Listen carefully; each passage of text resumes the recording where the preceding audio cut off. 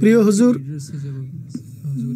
জাগতিক লিডারদের সঙ্গে যখন হুজুরের সাক্ষাৎ হয় তখন তাদের মন মানসিকতা বুঝে এমন কোনো নসিহত আপনি করতে পারেন কি যার আমাদেরও মুরব্বীদের লাভ হবে?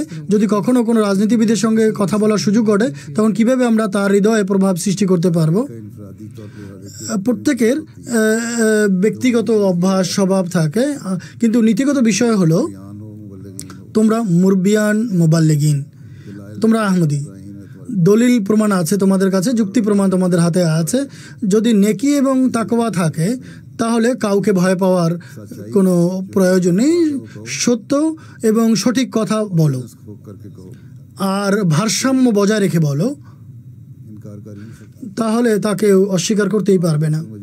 অনেকে তো আমাকে বড় বড় রাজনীতিবিদ আমার সামনে এসে বলে গেছেন যে তুমি যখন কথা বলো খুব ধীরে সুস্থে কথা বলো, সত্য কথা বলো, আর সেই সত্য কথাগুলো আমাদের মুখের উপরে এমন চপেটাঘাত করে যে আমরা এর কোনো উত্তরই দিতে পারি না।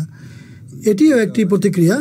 তো রীতি জানা উচিত যে যে ব্যক্তির সঙ্গে কথা বলছো তার অভ্যাস কি, তার অভ্যাস সম্মতভাবে কথা বলো।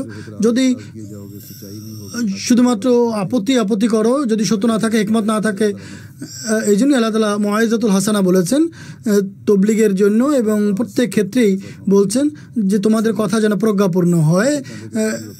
ঠিক আছে, কিছু মানুষ বক্র মন মানসিকতারও হয়, কিন্তু এছাড়া অধিকাংশ মানুষের উপরে ভালো প্রভাব পড়ে থাকে। জাযাকুমুল্লাহু আহসানুল জাযা।